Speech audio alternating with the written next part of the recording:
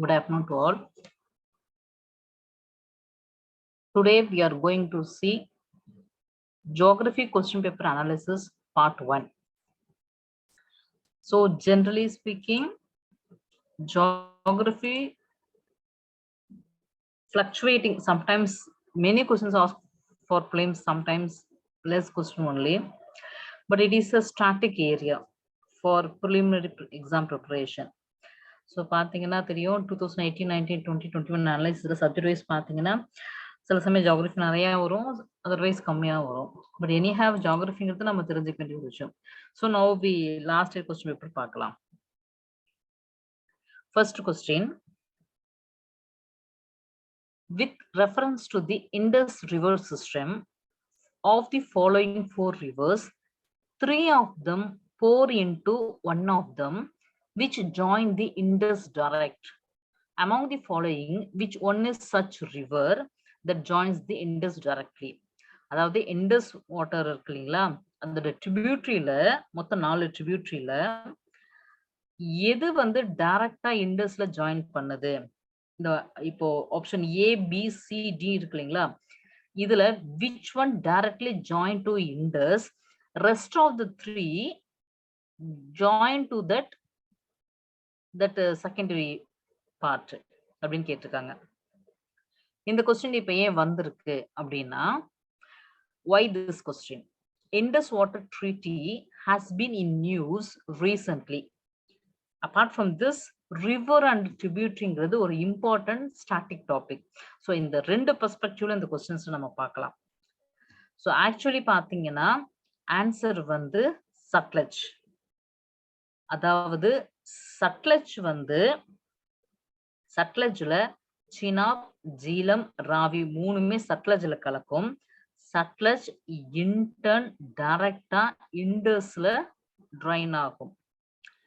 So which of the river systemல எந்த river join the Indus directly கேட்டிருக்காங்க? Option A Chenab, B Jhelum, C Ravi, D Sutlej. Answer is Sutlej. So நீங்க என்ன பண்ணணும்னா Indus river system, Ganges, Brahmaputra and நம்ம சதர்ன் இந்தியாவில் காவேரி. ஸோ இது எல்லாம் ஃபர்ஸ்ட் மேஜர் ரிவர், அதோட ட்ரிபியூட்ரி எங்க ட்ரைனேஜ் ஆகுது, இது நேஷனல் லெவல்லையும் பாருங்க. அதே மாதிரி இன்டர்நேஷனல் லெவல்ல முக்கியமான ரிவர் எங்க ட்ரைனேஜ் ஆகுது, எகெயின் முக்கியமான ரிவர் எந்த கண்ட்ரிஸ்க்கு இடையில போகுது.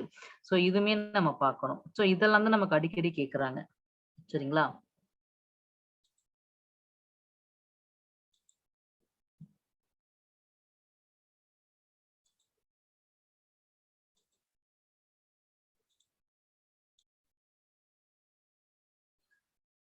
ஸோ இதுல அடிஷனல் இன்ஃபர்மேஷன் என்னன்னா, சினாப் ரிஜி வந்து சட்லஜ்ல ஜாயின் பண்ணது, ஜீலம் வந்து சினாப்ல ஜாயின் பண்ணுது, ராவி வந்து சினாப்ல ஜாயின் பண்ணுது. ஆக்சுவலி ராவி ஜீலம் வந்து சினாப்ல ஜாயின் பண்ணுது, இந்த சிம்பம் இன்டர்ன் சட்லஜ்ல ஜாயின் பண்ணுது. இப்போ சட்லஜ்ல பாத்தீங்கன்னா ராவி, ஜீலம், சினாப் மூணுமே இருக்கு. இந்த மூணும் வித் சட்லஜும் டைரக்டா இண்டஸ்ல போகுது. சட்லஜ் வந்து receive collective drainage of Ravi, Chenab and Jhelum. It joined the Indus few kilometers above Mithankot. Pakistan உள்ள மித்தான்கோட்ல ஜாயின் ஆகுது. Next question.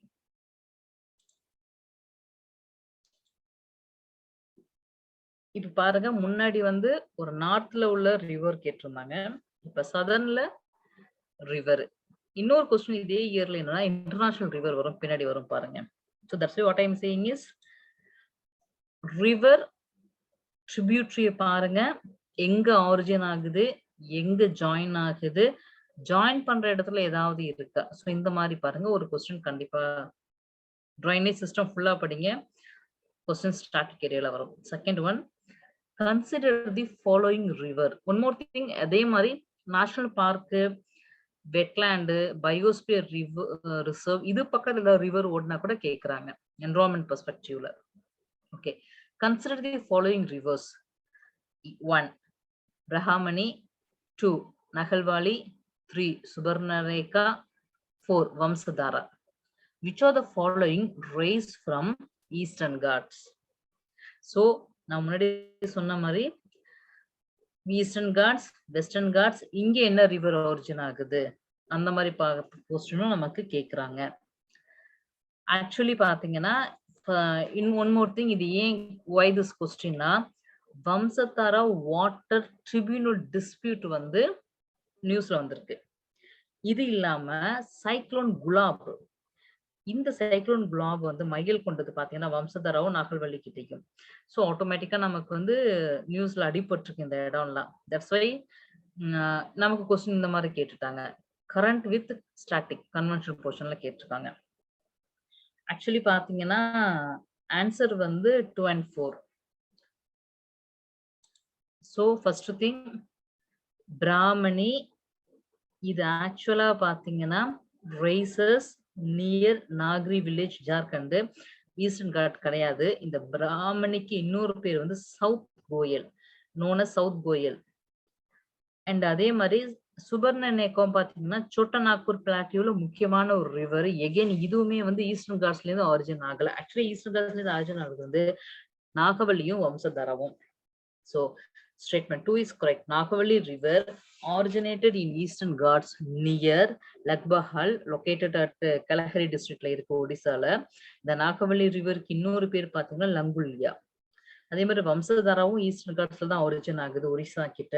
இது ஆக்சுவலா வந்து என்டர் ஆகுறது பாத்தீங்கன்னா ஸ்ரீகாக்குளம் டிஸ்ட்ரிக்ட்ல and drain into finally falls into Bay of Bengal. So continuous ரெண்டு question river. இப்ப நீங்க drainage சிஸ்டத்தை கிளியரா பாருங்க. இதெல்லாம் 2021 கொஸ்டின்ல இருந்து நான் ஸ்டார்ட் பண்ணியிருக்கேன். ஐ மீன் லாஸ்ட் இயர் கொஸ்டின்ல இருந்து. ஸோ நீங்க drainage system again Indus, Ganges, Brahmaputra and our Kaveri system. Apart from this western ghat, eastern ghats and main physiography feature Himalayas, that is Indus வரும். இதெல்லாம் பாத்தீங்கன்னா ஒரு ட்ரைனேஜ்ல இருந்து ஒரு கொஸ்டின் வரும். So in addition key points பிராமணியை பொறுத்த வரைக்கும் இது ஆக்சுவலா வந்து ஒடிசால ஒரு மேஜர் சீசனல் ரிவர். சீசனல் ரிவர்னாலே நமக்கு வந்து சாரோ ஆஃப் த ரிவர் மாதிரி தான். அது அப்பப்போ அதோடைய போக்க மாத்திக்கும். ஸோ ஃப்ளட் வரலாம். ஸோ இட்ஸ் லைக் நம்ம கோசி எப்படி நமக்கு வந்து ஒடிசாவுடைய துயரம், பீகாரோட துயரம் சொல்றோமோ அந்த மாதிரி கிட்டத்தட்ட ஒடிசாவுக்கு பார்த்தீங்கன்னா ஒரு மேஜர் சீசனல் ரிவர் வந்து பிராமணி. அண்ட் ரூர்கேரளா கிட்ட இருக்கு. உங்களுக்கு ஆல்ரெடி தெரியும் ரூர்கேரளா நமக்கு அயர்ன் இண்டஸ்ட்ரி இருக்கு. ஜெர்மன் அப்போ வந்து ஜெர்மனுடைய with the aid of German, we built one iron steel industry near Rourkela, and it is an important area for mining. We already know that. And together with Baitarani, Brahmani Baitarani பாத்தீங்கன்னா ஆக்சுவலா வந்து ஒரு பெரிய delta form பண்ணுது. எங்கன்னா தம்மால bay of பெங்கால கலக்கிறதுக்கு முன்னாடி. Next அந்த Nagavalli river பார்த்தோம் இல்லைங்களா? இந்த நாகவல்லி ரிவருக்கு தான் இன்னொரு பேர் லங்குலியான்னு பார்த்தோம். இதுவுமே ஒடிசா, ஆந்திரா ரெண்டு இடத்துலயுமே வந்து ட்ரெயின் ஆகுது. ஆக்சுவலி பாயுது. சுபர்ணேகா பாத்தீங்கன்னா முன்னாடி சொன்ன மாதிரி ராஞ்சி பிளாட்டியோட முக்கியமான ஒரு ரிவர். அண்ட் ரெண்டு ஸ்டேட் வெஸ்ட் பெங்கால், ஒடிசால பாயுது. And bay of Bengal drain ஆகுது. அண்ட் வம்சதாரா கரண்ட் அஃபேர்ஸ்ல வந்தது. இது ஒரு ஈஸ்ட் ஃப்ளோயிங் ரிவர். எகெயின் முன்னாடி சொன்ன மாதிரி east flowing river, west flowing river, அது எங்க ட்ரெயின் ஆகுது, எது ட்ரெயின் ஆகும், இதெல்லாம் ஏற்கனவே கேட்டிருக்காங்க. ஸோ ஆரிஜினேட்டட் ஒடிசால, தட் இஸ் காலஹண்டியில ஆரிஜினேட் ஆகுது. அண்ட் ஒடிசா அண்ட் ஆந்திரா ரெண்டு டிஸ்ட்ரிக்ட்லயுமே போது ஃபைனலா பே ஆஃப் பெங்கால்ல ட்ரெயின் ஆகுது. ஸோ ரிவரை பாருங்க drainage. Third one,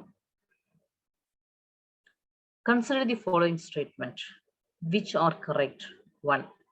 The Global Ocean Commission grant license for seabed exploration and mining in international water. 1. Option 2. India has received license for this exploration, seabed mineral exploration in international water. Option 3. Rare earth minerals present on the sea floor in international water. So obviously நம்ம பார்த்தோன்னே இது 1, 2, 3 சொல்லிடுவோம். இதுதான் UPSC question. That's இந்த ஒரு பொடி, இந்த ஒரு சின்ன ஒரு ஏமாற்றம் நம்ம கொடுக்குது. பிகாஸ் ஆக்சுவலி பாத்தீங்கன்னா நமக்கு ஜென்ரலா ப்ரிப்பரேஷன்ல இருக்கும்போதே தெரியும் நம்ம ஆல்ரெடி லைசன்ஸ் வாங்கிட்டோம் சீபெட் மினரல் எக்ஸ்ப்ளோரேஷன்ல. In fact we are pioneer. ஏன்னா நம்ம வந்து சீபெட்ல பாத்தீங்கன்னா நிறைய ரேர் எர்த் மினரல்ஸ் இருக்கு. ஸோ அந்த மினரல்ஸை நம்ம எக்ஸ்ப்ளோர் பண்ணணுங்கிறதுக்காக முன்னாடியே நம்ம லைசன்ஸும் வாங்கிட்டோம். ஏன் அதை செய்யறோம்னா ரேர் எர்த் மினரல்ஸ் இருக்கு 2 and 3 ரைட். இப்போ 1ங்கிறது பியூர் ஃபேக்ட். ஆக்சுவலா குளோபல் ஓஷன் கமிஷன் இந்த லைசன்ஸை கொடுக்கல, இன்டர்நேஷனல் சீ பிட் அத்தாரிட்டி தர்றாங்க. ஸோ அப்போ ஆன்சர் பார்த்தீங்கன்னா 2 and 3, that is option B.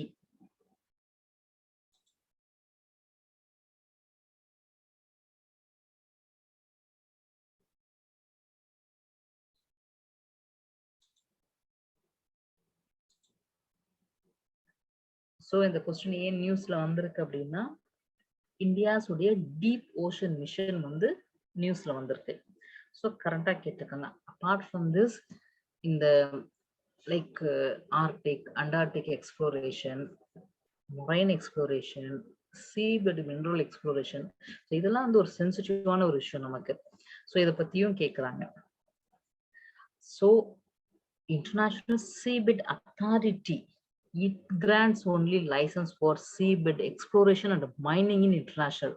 Global Ocean Commission வேலை என்னன்னா எக்ஸ்க்ளூசிவ் ஜோன் இருக்கு பாத்தீங்களா, அந்த எக்ஸ்க்ளூசிவ் ஜோன் உடைய லைக் அதுக்கப்புறம் உள்ள ஜோன் ரெகுலேட் பண்றது மட்டும் தான் இதோட வேலை.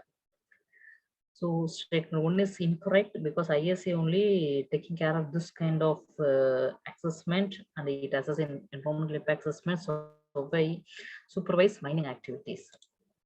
So India is the first country that is pioneer investor.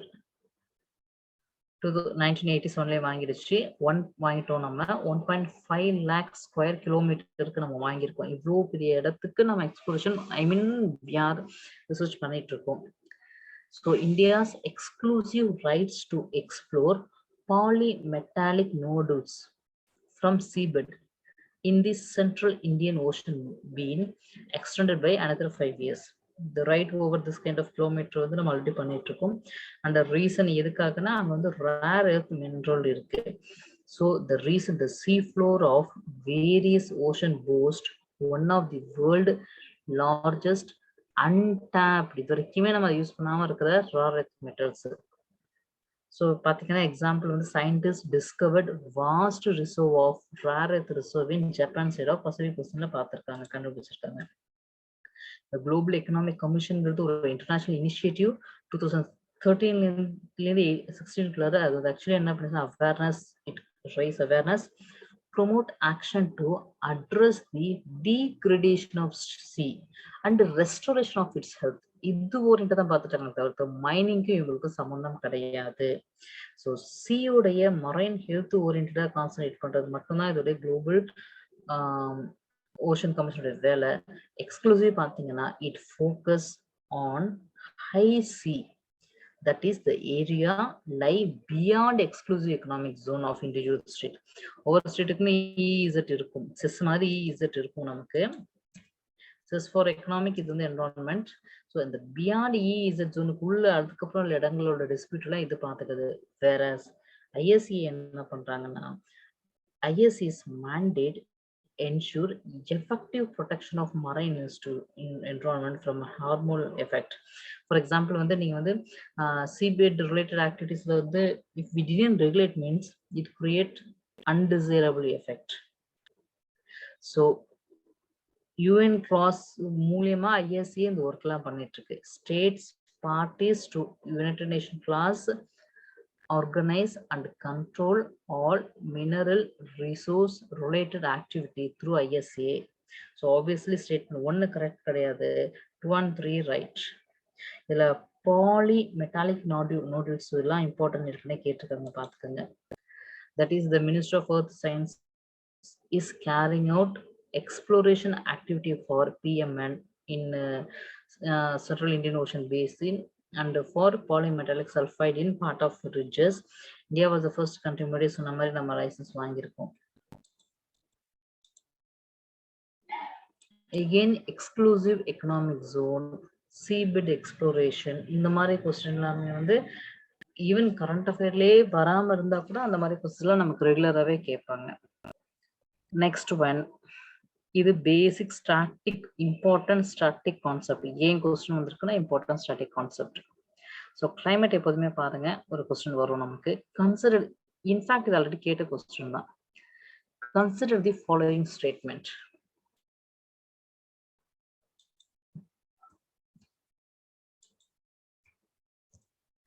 In the tropical zone, the western section of oceans are warmer than eastern section because of trade wind. 1. In temperate zone, westerlies makes the eastern section of ocean warmer than western section. So obviously பாத்தீங்கன்னா இது ஒரு ஸ்டாட்டிக்கான விஷயம். Both are right. ஒரு படம் இருக்கும். I will show you. Miss that figure. Okay. So why this question? Important static concept. So we know that statement 1 right. Warmer water transported westward in the ocean by trade wind, northeast trade wind in the northern hemisphere of tropical zone. கீழ படத்துல உள்ள மாதிரி படம் I will show you. So tropical zoneல western section of இடம் எப்போதுமே warmer தான் இருக்கும். ஏன்னா நார்த் ஈஸ்ட் ட்ரேட் விண்டு அந்த வார்ம் கரண்ட்டை எடுத்துட்டு வருது. ஸோ ஒன்னு ரைட்டு. அதே மாதிரி வெஸ்டர்லிஸ் வந்து plays an important role in carrying the warm equatorial water and wind to the western coast of continent. So in temperate zone, westerlies make the eastern section of ocean warmer than western section. So statement 2 also right. So generally speaking, trade wind generate the equatorial current which pushes eastern section water in the western section. So statement 1 again right. Warm water come in contact with westerlies, they are moved into eastern part. So temperate zone westerlies make the eastern section more warmer than western section. So obviously both sentence on the correct. So this is the static point. I missed the figure, I will show later. Then இது actually கொஞ்சம் tricky. Pure fact இது கொஞ்சம் நம்ம answer பண்றதே கொஞ்சம் doubt தான். So with reference to ocean mean temperature OMT, which of the following statement correct? ரெண்டு statement சொல்றாங்க. OMT is measured up to depth of 26 degrees Celsius isotherm. Isothermனா தெரியும் உங்களுக்கு, equal temperature இருக்கு, which is 129 meter in the Southwest Indian Ocean during January to March. Statement 2, OMT collected during January to March can be used in assessing whether amount of rainfall will be less or more than a certain long term. So simple பார்த்தீங்கன்னா OMT கான்செப்டை பத்தி ஜென்ரலா சொல்லியிருக்காங்க. இது ஏன் டஃப்னு சொல்ல வரேன்னா, இதுல ஸ்டேட்மெண்ட் 2 மட்டும்தான் ரைட்டு, 1 தப்பு. ஏன்னா OMT மெஷர் பண்ணும்போது நமக்கு ஆக்சுவலா எவ்வளவு மீட்டர் வரும்னா 59 மீட்டர் rather than 129 மீட்டர்.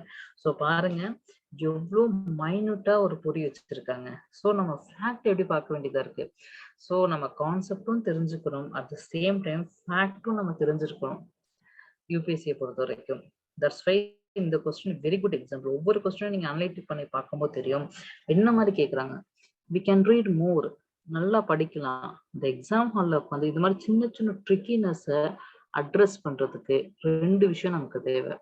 ஒண்ணு, அந்த ஹால்ல நம்ம முடிஞ்ச வரைக்கும் கொஞ்சம் காமா இருக்கணும், அப்போதான் நமக்கு இது கண்ணுக்கே படும்.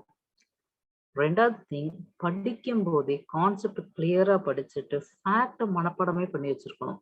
ஏன்னா இது ரொம்ப ட்ரிக்கி கொஸ்டின். பாருங்க, ஓஎம்டி பத்தி நல்லா தெரிஞ்சு எல்லாமே கரெக்ட். இதுல ஓஎம்டி எதுக்கு யூஸ் பண்றாங்கன்னா அசஸ் பண்றதுக்காக, ரெயின்ஃபாலோடைய ஆவரேஜ்னஸ் அசஸ் பண்றாங்க, கரெக்ட். எந்த டியூரேஷன் ஜான் டு மார்ச் பண்றாங்க, எல்லாம் கரெக்ட். பட் அந்த மீட்டர் பாருங்க, tiny variation. So answer is 2 only right.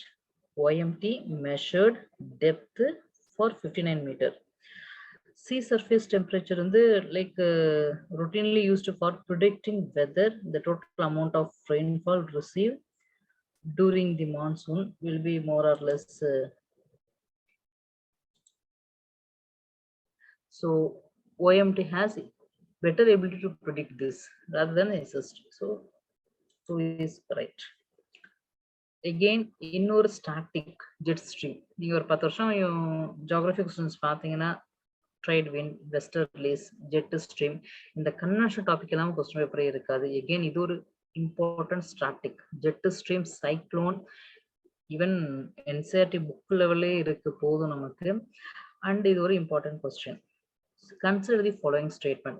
Basic thing இது correct. Just jet stream occur in northern hemisphere only. Option 1. Option 2. Some cyclone develop high. Option 3. The temperature inside the cyclone is nearly 10 degrees Celsius lesser than of surrounding. இது கரெக்ட்னு கேக்குறாங்க. ஆக்சுவலா இதுக்கு answer வந்து 2 only. ஏன்னா jet stream ரெண்டு ஹெமிஸ்பியர்மே வரும். Northern and southern ஹெமிஸ்பியர்ல இருக்கும். And temperature inside the cyclone பாத்தீங்கன்னா வார்மா இருக்கும். less than 10 degree Celsiusலாம் இருக்காது. ஆக்சுவலி வார்மா இருக்கும். ஸோ 1 and 3 தப்பு. 2 ஏன்னா சில ட்ராபிக்கல் சைக்ளோன் தான் ஐயை டெவலப் பண்ணும். So answer is 2 only. So இப்போ ஜெட் ஸ்ட்ரீம் பத்தி கொஞ்சம் டீட்டெயிலா பார்க்கலாம். ஸோ ஃபிகர்லாம் கொடுத்துருக்கேன், நீங்க லேட்டர் ஆன் பார்த்துக்கோங்க. ஸோ ஜெட் ஸ்ட்ரீம் பத்தி கொஞ்சம், ஏன்னா jet stream, trade wind, westerlies, Coriolis effect இதெல்லாம் நமக்கு எப்போதுமே ஜாகிரபியில் 10 வருஷம் 15 இயர்ஸ் எடுத்து பார்த்தீங்கன்னா அது இன்னெவிட்டபிளி வந்திருக்கும். So jet stream are high altitude westerly wind system. Number 1. இந்த ஹைட்ல ப்ளோ ஆகும் 6 to 14 kilometre with the speed of 450 km/h. செட்ராவது சைக்ளோன் தான் ஐன்னு சொல்லுவோம். ஐங்கிறது காம் ரீஜன். இங்க பாத்தீங்கன்னா ரெயின்ஃபால் இருக்காது, பட் ஹையஸ்ட் டெம்பரேச்சர் இருக்கும், லோ ப்ரெஷர் இருக்கும். பட் இங்க என்ன சொல்லியிருக்காங்க, ஆப்ஷன் 3ல இருந்து லோ டெம்பரேச்சர் சொல்லியிருக்காங்க, ஹை ப்ரெஷர். ஸோ அது தப்பு. So jet stream occur in both hemisphere. Extratropical cyclone may not always have eye, whereas mostly subtropical or matured storm developed well-developed eyes. That's why they said some. Here, paranga option 2. Some cyclone only develop eye. So rapidly intensifying storm may develop an extremely small, clear, circular eye, sometimes that referred as pinhole eye. So 2 correct. And முன்னாடி சொன்ன மாதிரி இன்சைடுங்கிறது warmer, not Coulter. So இந்த warmer temperature தான் உங்களுக்கு வந்து இந்த ஸ்ட்ராமை drive பண்ணுது. So 3 தப்பு.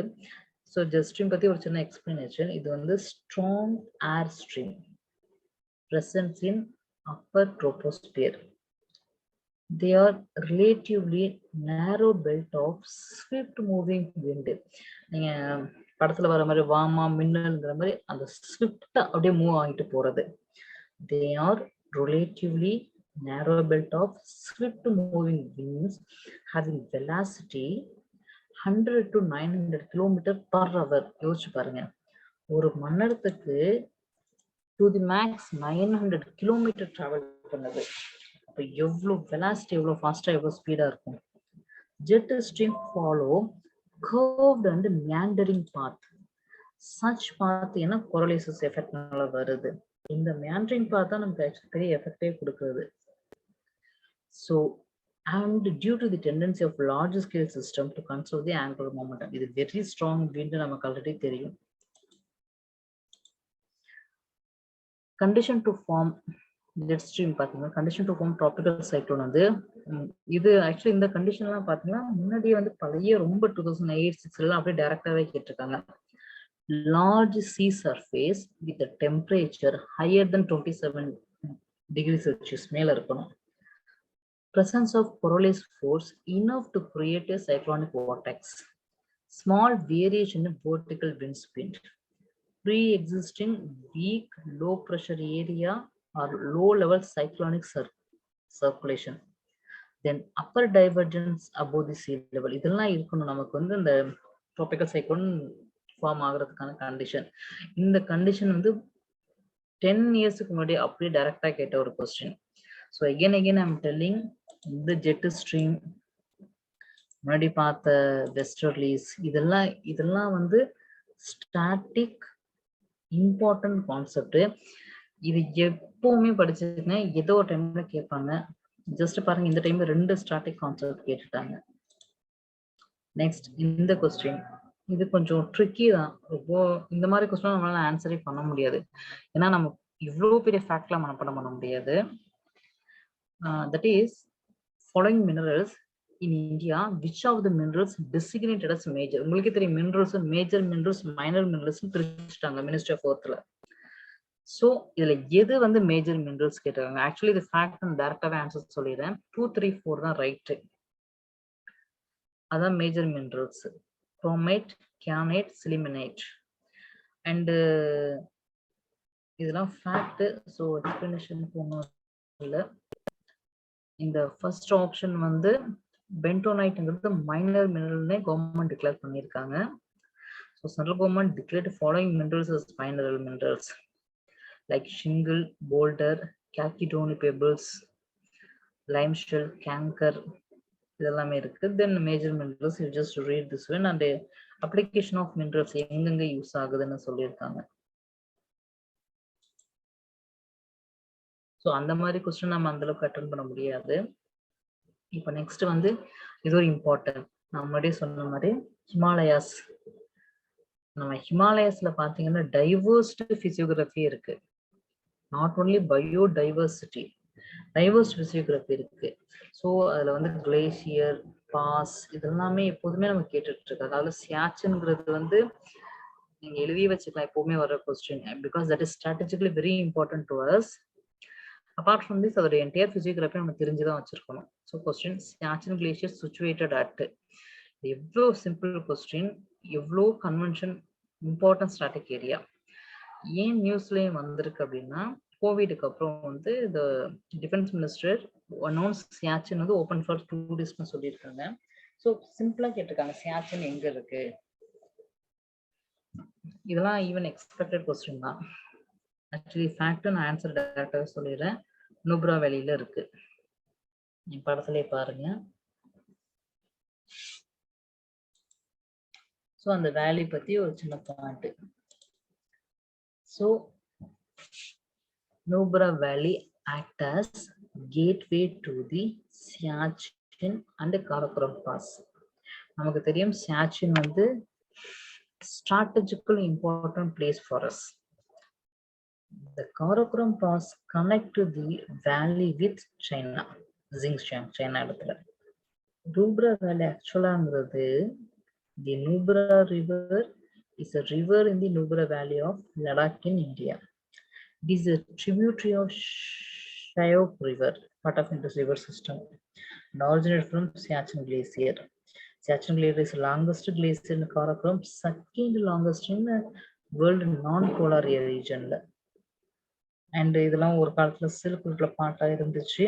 Indian subcontinent in the extensively glaciated coast of Karakoram, sometimes called the third pole னு சொல்றாங்க. Siachen very important.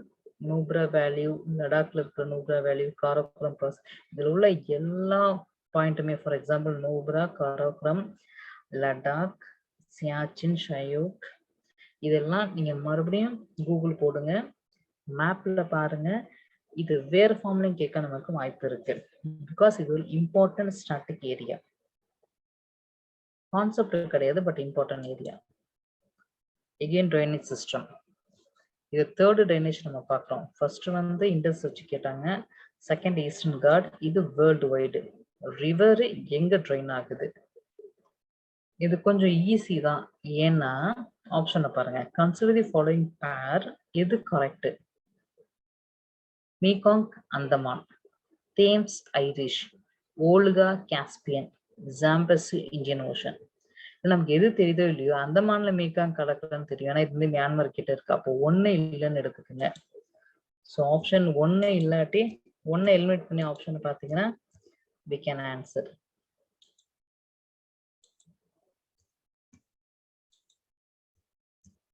ஸோ ஒண்ணு எலிமினேட் பண்ணுங்க. இப்போ 3 இருக்கு, 3 and 4 இருக்கு. ஸோ ஜாம்பசி நமக்கு ஆப்பிரிக்கா கிட்ட உள்ளது எல்லாமே இந்தியன் ஓஷன்ல தான். So 3 and 4. ஆக்சுவலி ஆன்சர் பார்த்தீங்கன்னா 3 and 4 ஒன்னு எலிமினேட் பண்ணிட்டு.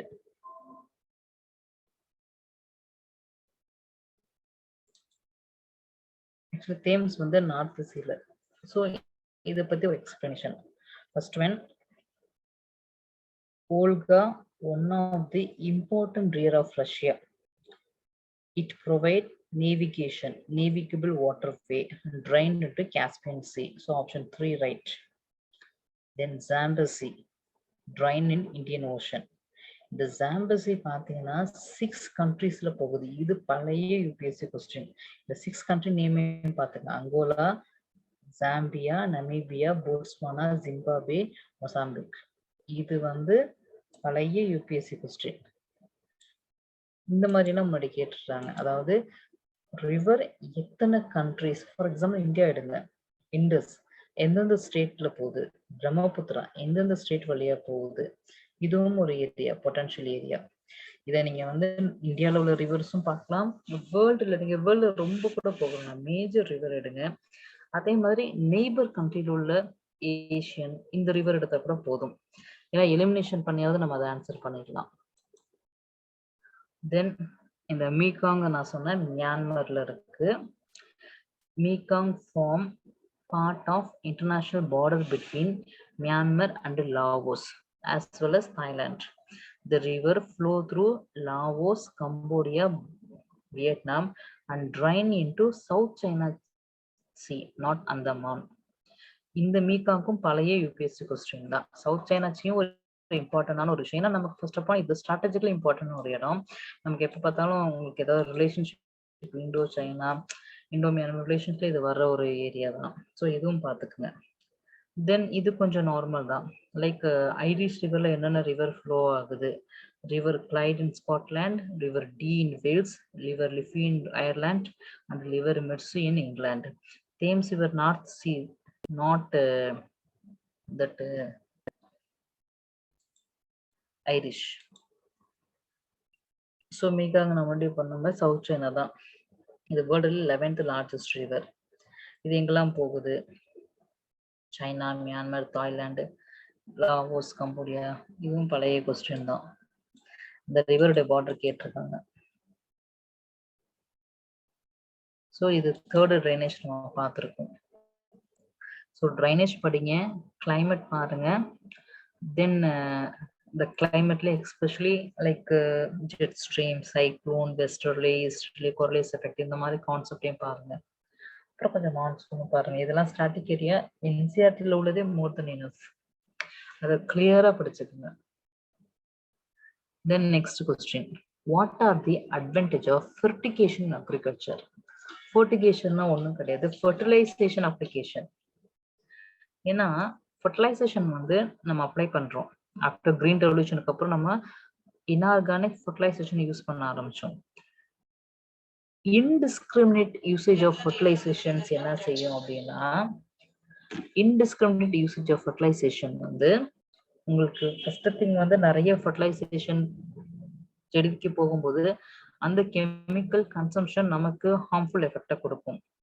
இது இல்லாம ஈவன் வாட்டர் பொல்யூஷன் எடுத்தா கூட நீங்க ஃபர்டிலைசேஷன் அந்த உரம்லாம் ட்ரைன் ஆகி ஒரு பாண்டுக்கோ ஒரு லேக்குக்கோ போனா கூட ஆல்கா பூம் யூட்ரோஃபிகேஷனும் நடக்குது. ஸோ நிறைய அன்டிசைரபிள் எஃபெக்ட் வருது.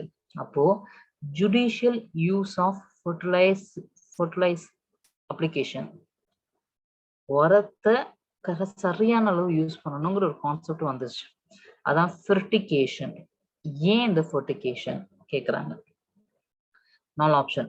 நீங்க ஃபெர்டிகேஷன் டேர்ம் நமக்கு தெரிஞ்சு, இதெல்லாம் புது டேர்ம், புது concept.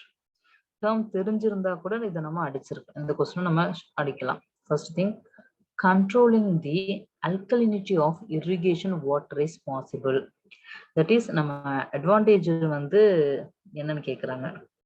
Second, efficient application of rock phosphate and all other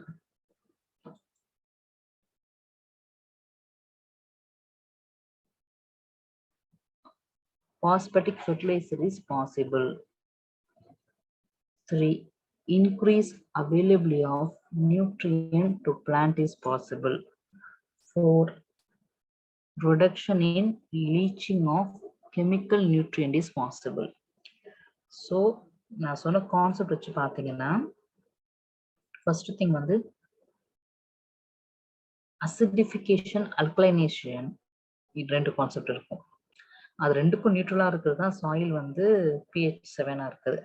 நீங்க ஃபர்டிலைசேஷன் வந்து கரெக்டா அப்ளை பண்ணீங்கன்னா அல்கலைனிட்டியை நீங்க வந்து ரெகுலேட் பண்ண முடியும். ஏன் கரெக்டா ஃபர்டிலைசேஷன் அப்ரோச் பண்றோம்னா, சரியா யூஸ் பண்ணோம்னா, நீங்க சரியான அளவு உரத்தை தாவரத்துக்கு கொடுத்தீங்கன்னா அதோடைய நியூட்ரியன்ட் அவைலபிள் கரெக்டா இருக்கும். அதே மாதிரி நிறைய ஃபார் எக்ஸாம்பிள் வந்து இப்ப நமக்கு வந்து ஒரு நாளைக்கு 2 liters வாட்டர் இனஃப்னு வைங்க. ஒரு 5 liter வாட்டர் குடிக்கிறோம். 3 liter வேஸ்டா தான் போகும். அதே மாதிரி தேவைக்கு அதிகமா நீங்க உரம் போடுறீங்கன்னா லீச்சிங் இருக்கும். அந்த லீச்சிங் தான் ஆட்டோமேட்டிக்கா எங்க போகுது? ஃபார் எக்ஸாம்பிள் வந்து யூட்ரிஃபிகேஷன் அந்த மாதிரி கான்செப்டும் இருக்கும். இல்லாட்டி வந்து அந்த லீச்டு கெமிக்கல் நியூட்ரியன்ட் நமக்கும் வரும். லைக் கன்சியூம் பண்றவங்களுக்கு வரும். ஸோ இதெல்லாம் குறைக்கலாம். ஸோ ஆக்சுவலி இதுக்கு ஆன்சர் வந்து 1, 3, 4. ஏன் 2 தப்புனா, இந்த ரா பாஸ்பேட்லாம் என்ன செய்யும்? ரா பாஸ்பேட்டோ பாஸ்பாட்டிக் ஃபர்டிலைசரோட கேரக்டர் என்ன தெரியுங்களா? இதை வந்து இது கரையாது, பிரிசிபிடேஷன் ஆகும். நீங்க ஒரு தண்ணியில மண்ணு போட்டு ஒரு தண்ணி பாட்டில் மண்ணு போடுறீங்க, மண்ணு கரையாது, செடிமெண்டா தங்கிடும். இதே தண்ணி பாட்டில உப்பு போட்டுரும், உப்பு கரைஞ்சிரும். இப்ப கரையக்கூடிய கம்ப்ளீட்டா டிசால்வ் ஆகுற விஷயத்துக்கு தான் இந்த ஃபர்டிகேஷன் கரெக்டா இருக்கும். டிசால்வே ஆகாம பிரிசிபிரேட் பண்ற ஒரு விஷயத்துல அதுல தங்கிடும். ஸோ அப்போ 2ங்கிறது எஃபிஷியன்ட் அப்ளிகேஷன் ஆஃப் இந்த இது வராது. இதுல ஒன் மோர் திங் என்னன்னா, இன்னும் கிளியரா சொல்லணும்னா இரிகேஷனை எடுங்க. நம்ம கேனல் இரிகேஷன் இந்த மாதிரி நீங்க ஒட்டுமொத்தமா தண்ணிய 19 விடுறதுக்கும் ட்ரிப் இரிகேஷன், சொட்டு நீர் பாசனம், ஸ்பிரிங்கிள் இரிகேஷன் இதெல்லாம் பாத்தீங்கன்னா ஜுடிஷியல் யூசேஜ் ஆஃப் வாட்டர். தண்ணி செடிக்கு போகும், எவ்வளோ அளவு தண்ணி செடிக்கு தேவையோ அந்த அளவு தான் போகும். அதே மாதிரிதான் ஃபர்டிகேஷன்ல எவ்வளோ அளவு ஃபர்டிலைசர் செடிக்கு தேவையோ அவ்வளவுதான் போகுது. இதுதான் கான்செப்ட். அப்படி போகும்போது கரெக்ட் பிளான்ட்டுக்கு எவ்வளவு நியூட்ரிஷன் போயிடும், தேவையில்லாத லீச்சிங் இருக்காது, அல்கலைனிட்டி கண்ட்ரோல் ஆகும். ஸோ இந்த மாதிரி 1, 3, 4 அட்வான்டேஜ் இருக்கு. இது எங்க ப்ரொவைடட், எந்த மாதிரி இடத்துக்கு இது அப்ளை ஆகும் அப்படின்னா, முன்னாடி சொன்ன மாதிரி செடிமெண்ட்லாம் ஃபார்ம் ஆகாத இடத்துக்கு தான் இதெல்லாம் செய்ய முடியும்.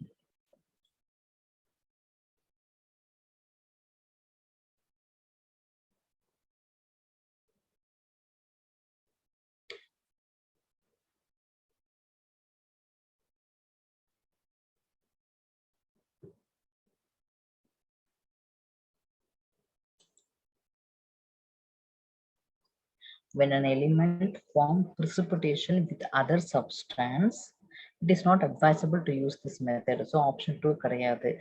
Phosphorus, ammonia may form precipitation in water with a high calcium and magnesium content. So they are not used in fertigation.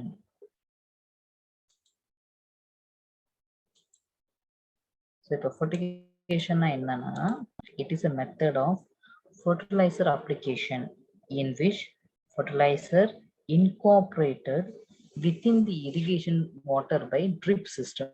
Drip irrigation தண்ணி ஊத்தும் போதே இதையும் சேர்த்து ஊத்திடுவாங்க. In the system, fertilizer solution is distributed evenly in irrigation. இதுதான் முக்கியம். அப்பதான் உங்களுக்கு பிளான்டோட nutrient ஈஸியா கிடைக்கும். Drip irrigation avoid water spillage on the field, which should control soil alkalinity. நீங்க மற்ற இரிகேஷன்ல பாத்தீங்கன்னா மொத்தமா தண்ணி கொட்டுறதுக்கும், ட்ரிப் இரிகேஷன்ல பாத்தீங்கன்னா ஸ்பில்லேஜ் இருக்காது, தேவையில்லாம தண்ணி வேஸ்ட் ஆகுறது இருக்காது. ஆட்டோமேட்டிக்கா அல்கலினிட்டி கண்ட்ரோல் ஆகும்.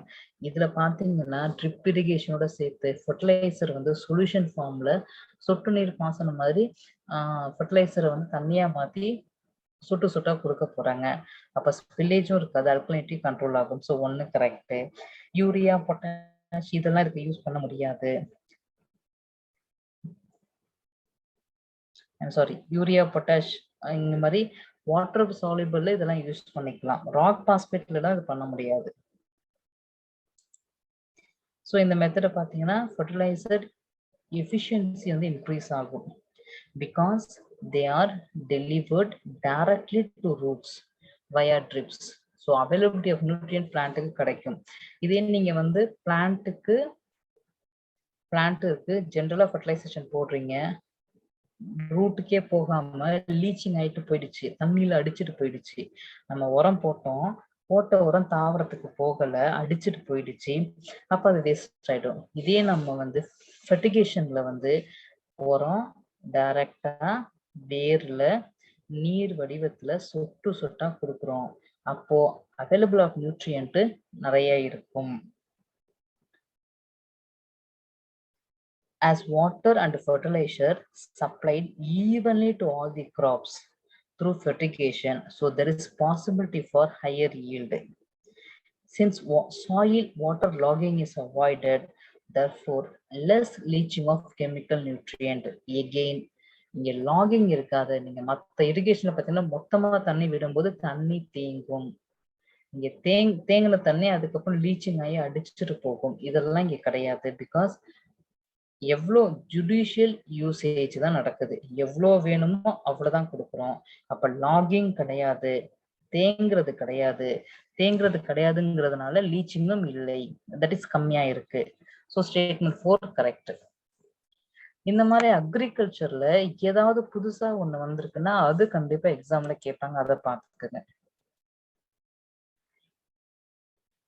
எகெயின் பாருங்க, ஃபர்டிலைசர் தான். அக்ரி ஒரு important area.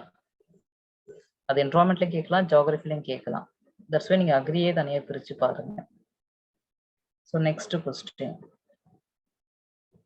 With reference to chemical fertilizer in India, consider the following statement. Statement 1. At present, the retail price of chemical fertilizer is market driven, not administered by government. Statement 2. Ammonia produced from natural gas. Statement 3. Sulfur is a byproduct of oil refineries. இதுல எது correct? So நம்ம என்ன செய்வோம், 1 2 3 அடிச்சிடுவோம். இல்ல, answer வந்து 2 and 3 only. ஏன்னா fertilisation government மானியத்துல தான் விவசாயிகளுக்கு தர்றாங்க. சப்சிடைஸ் ரேட்ல தான் நம்ம கிடைக்கிறதே தவிர்த்து மார்க்கெட் ரேட்டு கிடையாது. So retail price of chemical fertilizer is subsidized one rather than market driven force price. Then ammonia natural கேஸ்ல தான் வருது. சல்ஃபர் வந்து ஆயில் ரிஃபைனரி பை ப்ராடக்ட் தான். அதான் இப்ப நம்ம பார்க்க போறோம். அமோனியா, இந்த அமோனியா தான் யூரியாவுடைய இன்புட். யூரியா தயாரிக்கிறதுக்கு பேசிக்கா அமோனியா தான். NH3 ammonia used to produce various nitrogenous fertilizer. ஒன்னு யூரியா, ரெண்டாவது ammonium phosphate, ammonium sulphide, ammonium nitrate. இந்த எல்லா நைட்ரஜன் ஓரியன்ட் ஃபர்டிலைசருமே அமோனியா தான் பேசிக். இந்த அமோனியா நேச்சுரல் கேஸ்ல இருந்து வருது. Ammonia is obtained through Haber process. Nitrogen plus hydrogen N2 plus H2 gives NH3 எல்லாம் படிச்சிருக்கோம். இதுல hydrogen is provided by breaking methane. அதான் நேச்சுரல் கேஸ்னா CH4. அந்த CH4ல தான் H அது. சல்ஃபர் வந்து ஆயில் ரீஃபைனரியோட byproduct. Most of the sulfur is converted into sulfuric acid, which is used in manufacture of fertilizer, phosphatic fertilizer. First point பாருங்க, government subsidize urea manufacturing unit. Cost of transportation to facilitate the availability of urea at the same maximum retail all over the country. That is government subsidizing fertilizer for their availability at reasonable price for agri purpose. So ஒன்னு correct கிடையாது. ஏன் திரும்ப சொல்லியிருக்கேன், urea வந்து case like natural கேஸ்ல இருந்து வருது. Sulphur வந்து லைக் ஆயில் இதோட பை ப்ராடக்ட். இது some additional point if you want you see later. So இந்த ரெண்டு கொஸ்டினுமே பார்த்தீங்கன்னா அக்ரிகல்ச்சருடைய ஸ்டாட்.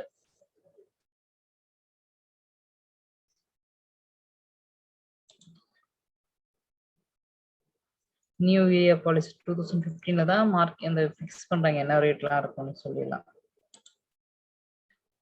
தென் again ஜியோகிராஃபி, அக்ரி பார்ட். இது வந்து ஈவன் நம்ம இந்தியா இயர் புக்லயே இருக்கு. அதை டீப்பா பார்த்தா கூட நமக்கு தெரிஞ்சிருக்கும். கிராப்ஸும் கொஞ்சம் பார்த்துக்குங்க. அது முக்கியமா பார்த்தீங்கன்னா இந்த ரைஸ் வீட்லாம் விட்டுட்டு பல்சஸ், அப்புறம் cash crops, especially cotton, jute, sugar cane. இப்போ பின்னாடியே பார்த்தீங்கன்னா இன்னும் 2 கொஸ்டின் அது மாதிரி தான் வருது. ஸோ கிராப்ஸ் அது ஒரு தடவை பாருங்க கிளியரா. இது இயர் புக்லேயும் வந்த question. With reference to pulses production in India, following statement எது correct? First thing, black gram உளுந்து cultivated both kharif and rabi. ஒன்று. ரெண்டாவது, கிரீன் கிராம் மூங்கு தால், பயத்தம்பருப்பு account for half of pulse production. பல்ஸ்னாலே நமக்கு தெரியும் நிறைய கிராம்ஸ் இருந்தது. நம்ம பார்த்தீங்கன்னா இந்த மூங் தால் தான் மற்ற எல்லா பல்ஸுடைய மேக்ஸிமம் ப்ரொடக்ஷன் அதான் பண்றோம்னு சொல்றாங்க. தேர்ட் ஒன், in the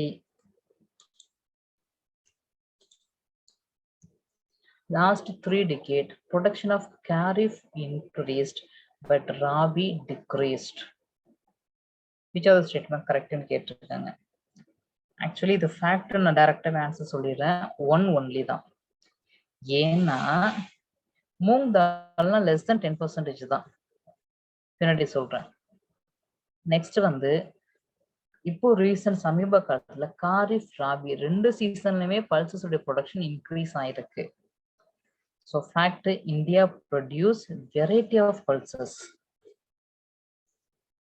இதுல கிரீன் கிராம் தான் உங்களுக்கு வந்து 50% கிடையாது. ஆக்சுவலி லெஸ் தென் 10% தான்.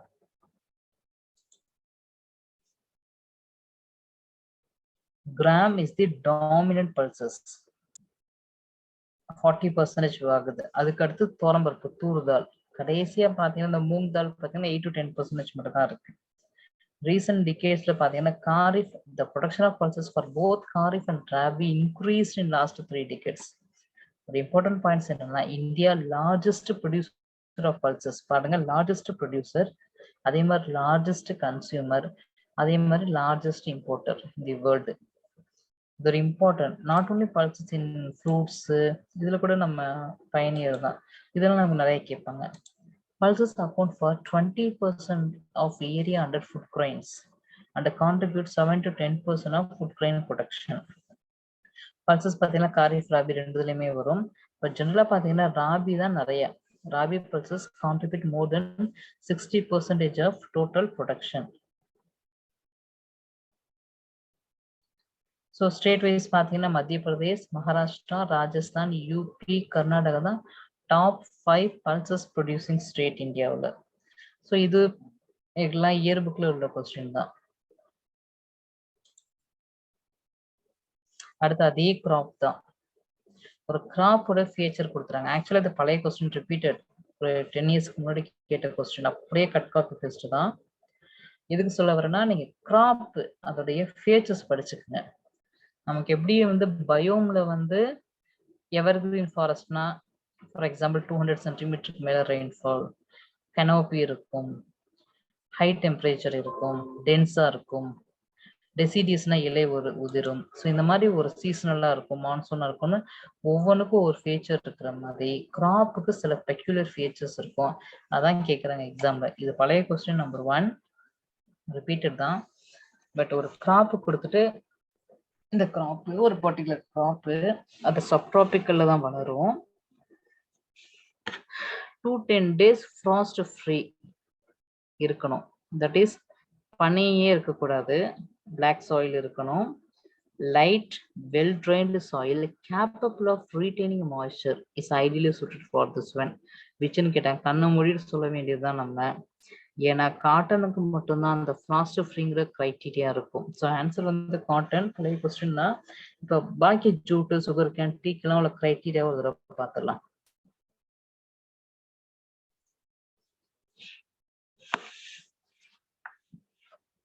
ஸோ சுகர் கேனை பார்த்தீங்கன்னா 75 to 100 சென்டிமீட்டர் ரெயின்ஃபால்குள்ளே இருக்கணும்.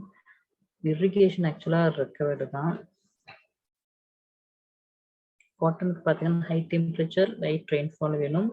That is நம்மளுடைய பார்த்தோம்னா 2 to 10 frost free days வேணும். Due to high temperature,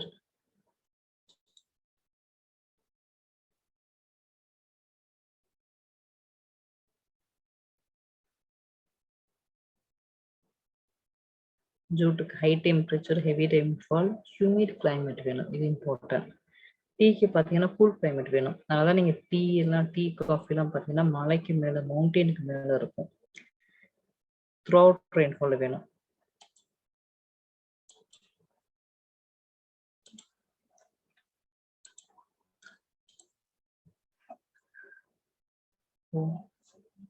இப்போ இதுல டீட்டெயிலா கொடுத்துருக்கேன் காட்டனுக்கு.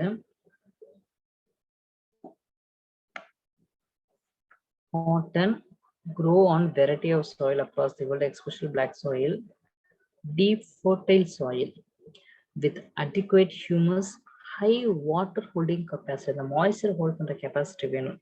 அப்பதான் internal drainage இருக்கும்.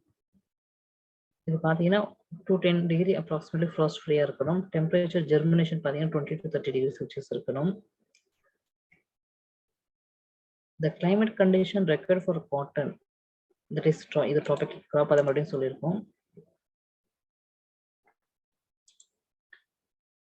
Then ஜூட்டுக்கு 160 to 200 cm rainfall தேவைப்படுது. என்ன மாதிரி சாயில்னா அலுவியலும் இருக்கலாம், லோமி சாயில், ரெட் சாயிலும் இருக்கலாம். எந்த மாதிரி இடங்கள்ல வளரும்னா பிளைனாவும் இருக்கலாம், இல்ல ஜென்டல் ஸ்லோப்லையும் இருக்கலாம். ஸோ ஃபைன் டில்ட்டிங் மூலயமா, ஏன்னா ஜூட்டோட சீட்லாம் சின்னதாக இருக்கிறதுனால, since the jute seeds are small in size, land should be prepared for fine tilling. Then sugarcane வந்து hot and humid climate வேணும். 21 to 27 degrees Celsius temperature இருக்கணும். வெரி ஹை டெம்பரேச்சர் இருக்கக்கூடாது. கரும்புடைய ripening ஸ்டேஜ்ல பார்த்தீங்கன்னா கூல் டெம்பரேச்சர் தேவைப்படும். So rainfall 75 to 100 degree rainfall இருக்கணும். நிறைய rainfall இருந்துச்சுன்னா சுகர் கண்டென்ட் குறைஞ்சிரும். இதெல்லாம் அப்படியே டைரக்டா யூபிஎஸ்சில பலசில கேட்ட question. Sugar can grow on well-drained, fertile soil. It can grow on a variety of soil, including black, alluvial, loam, reddish, எல்லாத்தையும் இருக்கும். அடுத்து டீக்கு வந்து wet and humid climate தேவைப்படுது. Temperature 21 to 29 degrees Celsius இருக்கணும். Rainfall 150 to 200 cm மேல இருக்கணும். Soil வந்து நல்லா ட்ரைன்டு சாயிலா இருக்கணும். ஸோ நல்ல குவாலிட்டியான டீ பார்த்தீங்கன்னா 1500 மீட்டருக்கு மேல தான் நல்லா எலிவேட்டட் ஏரியால தான் இருக்கும். தட்ஸ் வே நீங்க பிளான்டேஷன்லாம் பார்த்தீங்கன்னா மவுண்டன் ரீஜன்ல இருக்கு காஃபி, டீ எஸ்டேட்லாம். இது அப்படியே ஃபேக்ட் அப்படியே பைஹர்ட் பண்ணுங்க. ப்ராப்ஸ் கேட்டுட்டு தான் இருக்காங்க நிறைய time. Next again pure fact sugarcane cultivation பத்தி. With reference to current trend in cultivation of sugarcane in India, consider the following statement.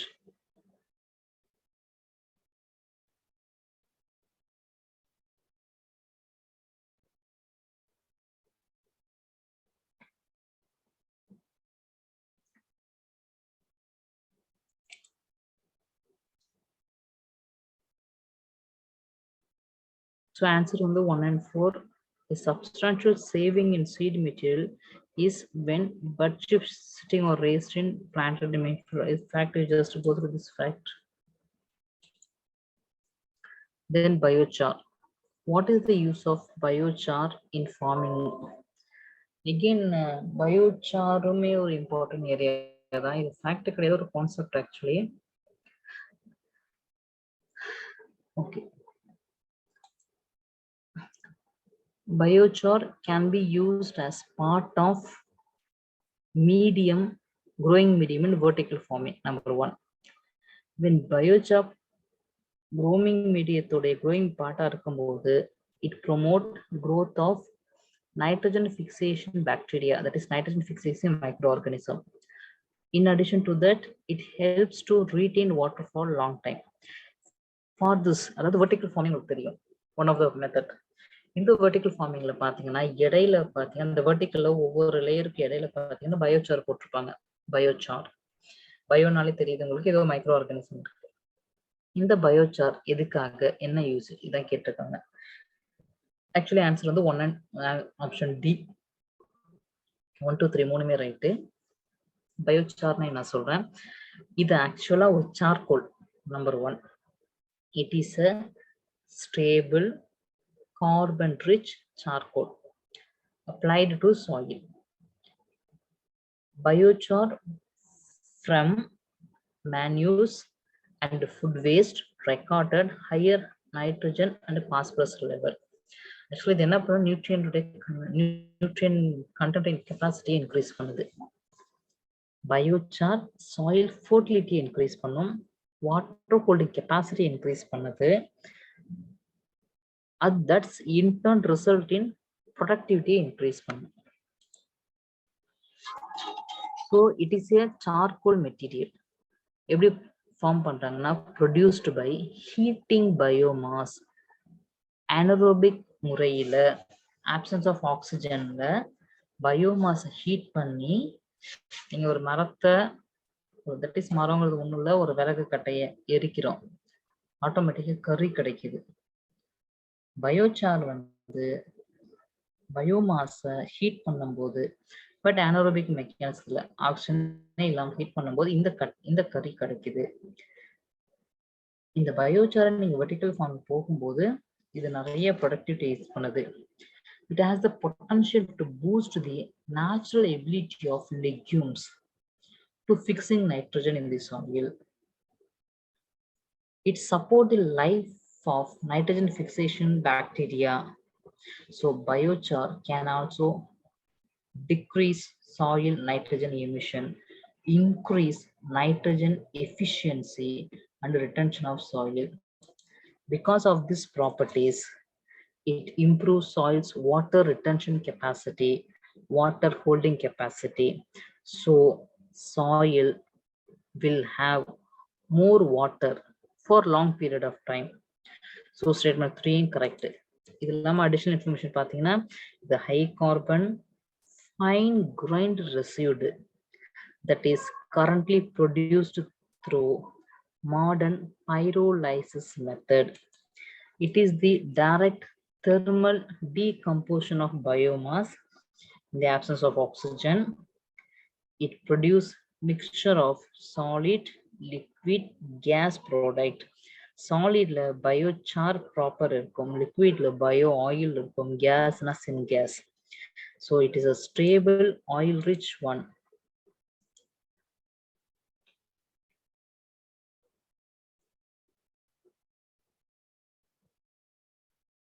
It actually ஒரு பாயிண்ட் என்னன்னா, biochar increase carbon content, it mitigate greenhouse gas emission. So climate change ரொம்ப இம்பார்ட்டன்டான ஒரு விஷயம் biochar. இது நமக்கு actually productivity increase பண்ணுது. From agriculture point of வியூல பாத்தீங்கன்னா, ப்ரொடக்டிவிட்டி இன்க்ரீஸ் பண்ணுது, வாட்டர் ரிட்டன்ஷன் கெப்பாசிட்டி இன்க்ரீஸ் பண்ணுது. அப்போ நம்ம அடிக்கடி இரிகேட் பண்ண தேவையில்லை. It has more value added, it's give value added thing. Environment ecological point of வியூல இது வந்து நிறைய கார்பன் கண்டென்ட்டை அப்சர்வ் பண்ண உதவுறதுனால எமிஷனை கண்ட்ரோல் பண்ணுது.